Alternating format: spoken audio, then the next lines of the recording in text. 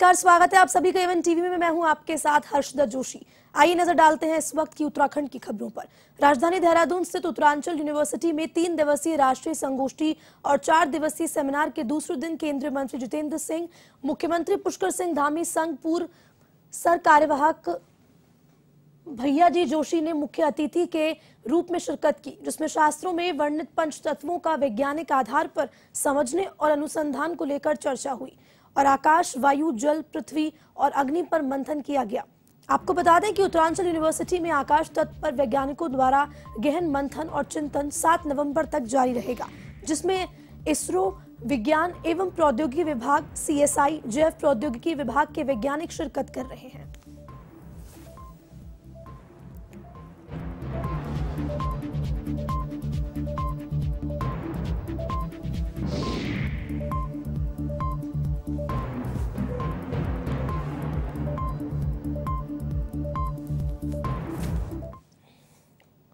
उत्तराखंड के चमोली में नाबालिग से छेड़छाड़ करना एक युवक को भारी पड़ गया। पीड़िता ने कर्णप्रयाग कोतवाली में शिकायत दर्ज कराई है। वहीं मामले की गंभीरता को देखते हुए पुलिस ने पोक्सो अधिनियम में मामला दर्ज कर आरोपी को गिरफ्तार कर लिया। पुलिस के मुताबिक आरोपी आदिल बिजनौर के नजीबाबाद का रहने वाला है।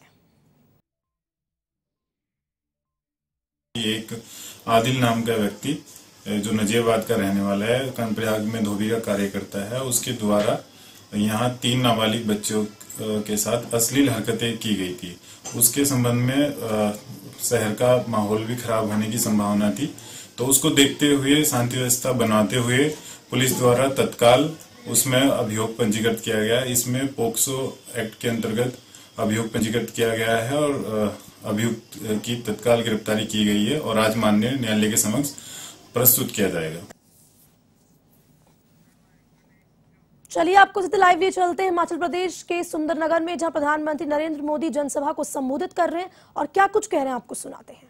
एक चीज याद रखिए, भूलना मत, 50 साल से ज्यादा हो गए जब कांग्रेस ने गरीबी हटाओ की बात कही थी। जब भी आओ गरीबी हटा के नारे लगाओ, गरीबी हटाओ नारे लगाओ, वादा करना। तो लोग भी मानते थे हाँ यार गरीबी जाएगी। चुनाव होते गए, गरीबी हटाओ का नारा देकर कांग्रेस सरकार बनाती गई, लेकिन देश से गरीबी नहीं हटी। झूठे वायदे करना, झूठी गारंटी देना, ये कांग्रेस की पुरानी तरकीब रही है।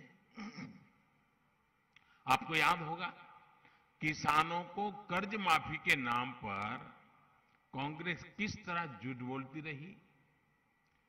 इसका गवाह भी पूरा देश रहा है।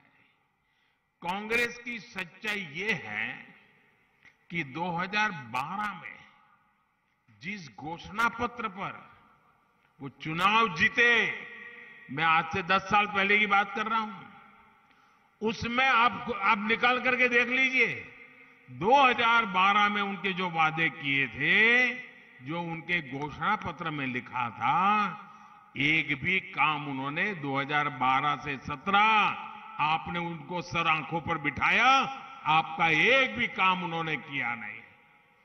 खोल करके देखा नहीं घोषणा पत्र उन्होंने। जबकि भाजपा की पहचान है कि जो हम कहते हैं उसे पूरा करने के लिए दिन रात खपा देते हैं। भाइयों बहनों, दिन रात खपा देते हैं।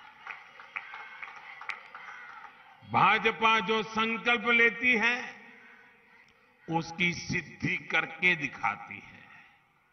भाजपा ने जम्मू कश्मीर से आर्टिकल 370 हटाने का संकल्प लिया था ना? पूरा किया कि नहीं किया? पूरा किया कि नहीं किया?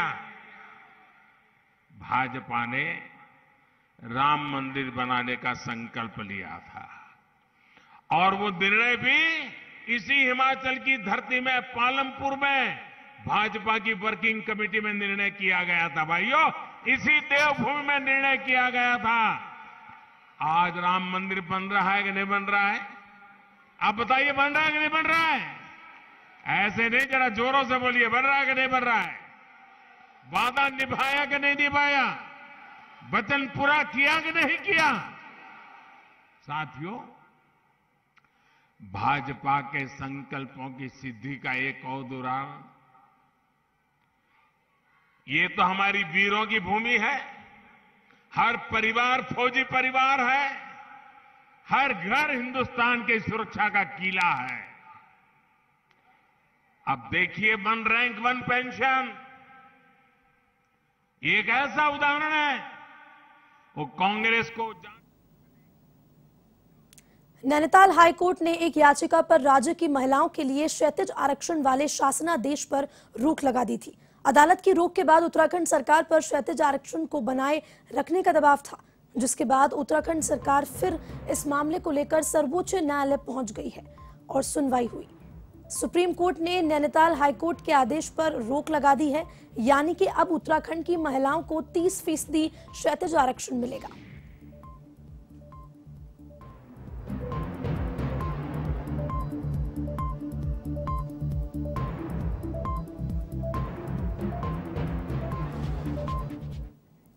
अब खबर उत्तराखंड के काशीपुर से है, जहां मां बाल सुंदरी परिणय संस्था की ओर से चैती मंदिर परिसर में आयोजित छठे सामूहिक विवाह समारोह में 11 जोड़े परिणय सूत्र में बंधे। इस दौरान कमेटी के पदाधिकारियों ने वर वधू को आशीर्वाद दिया, तो वहीं 11 पुरोहितों ने विधि विधान से विवाह संपन्न कराया। साथ ही नव दंपतियों को उपहार भेंट किए।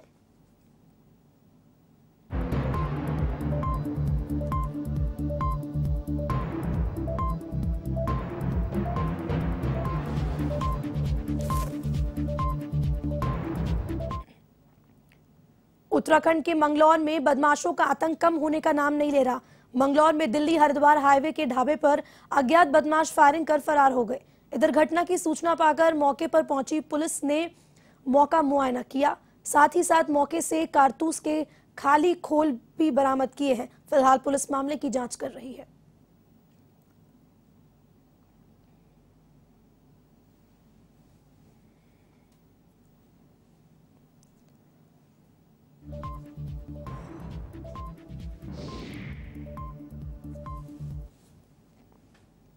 सूचना मिली कि डिलाइट ढाबा, ये हमारा अबुल कलाम चौक फ्लाईओवर के नीचे है, इस पर इसके फायर होने की सूचना मिली थी, जिस पर पुलिस मौके पर पहुंची। तो इसमें जो इनके मालिक हैं, इन्होंने बताया कि इस पर उनका बेटा यहाँ पे काउंटर पर बैठा हुआ था, तब इस पर एक फायर हुआ है, जिससे किसी को कोई क्षति नहीं पहुंची। फायर में गोली शीशे पे लगी हुई दिख रही है। इस संबंध में पुलिस मौके पर पहुंचकर सारी तफ्तीश कर रही है। मामला, हम तो रात लगभग 10:40 करीब यहाँ अपने ढाबे बैठे हुए थे, तभी एक गोली चली, वो सीधा काउंटर पे लगी। बच्चा काउंटर बैठा हुआ था, उस छूते में निकल गई। फिर एक गोली और चली। पहले तो मालूम ही नहीं हुआ क्या हुआ, जब बच्चे फिर वो अंदर घुसे एकदम कि अब्बा गोली चली है इधर से, तो पता लगा कि ऊपर पुलिस से कोई आए, उन्होंने गोली चलाई 2। उत्तराखंड में लंबे समय से घाटे में चल रहे परिवहन निगम के दिन अब बदलने लगे हैं। मंत्री चंदन राम दास के प्रयास के कारण अब परिवहन निगम घाटे से उबर गया है। यही वजह है कि अब परिवहन विभाग में नई तकनीक के साथ नए प्रोजेक्ट्स भी शुरू किए जा रहे हैं। इसी के चलते परिवहन मंत्री चंदन राम दास ने देहरादून परिवहन मुख्यालय के नए भवन का शिलान्यास किया, साथ ही central command and control centre का भी उद्घाटन किया। अब पूरे प्रदेश में यही से सभी बसों की व्यवस्था पर नजर रखी जा सकेगी, क्योंकि अब सभी बसों में लोकेशन ट्रेसिंग सिस्टम लगाया गया है। इससे सुरक्षा के लिहाज से अब परिवहन विभाग मजबूत होगा।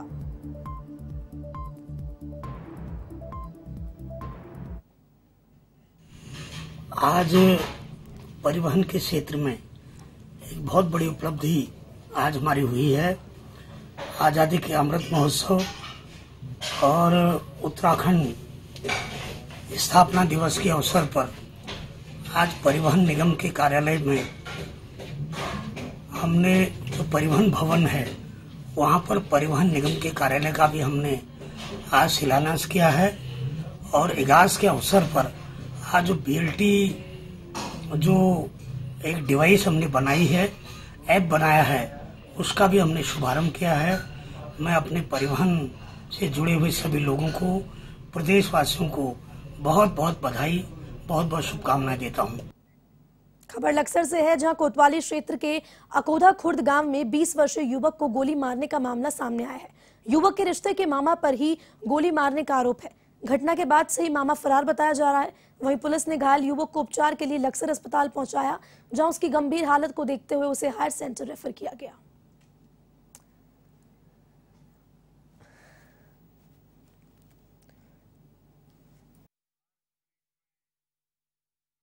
वहाँ शादी में गए थे, वहाँ मतलब उनके साथ क्या बोलचाल सी हुई इस बात का हमें पता नहीं। वो मतलब आन का मतलब घेर में घास घूस घेरने लगा, मैं सकान लगी, मका भाई चल कर रख में चाय बना कर रख में आ रहा, चाय पीऊंगा। और इतने में आ गया वो ऋतिक और अज्जू, और वो आपस में कहने लगे, कहना वो मेरा लड़का कहने लगा इन्होंने मुझे वहाँ मारा भी था। मैं कहने लगी चल कोई बात नहीं। अज्जू आया और ऋतिक आया, और उन्होंने ऋतिक ने इशारा करा, अज्जू ने एकदम कहने लगा चल मैं तुझे बताऊंगा कोई बात, तेरी मेरी कोई लड़ाई नहीं, और एकदम गोलियां से डरती।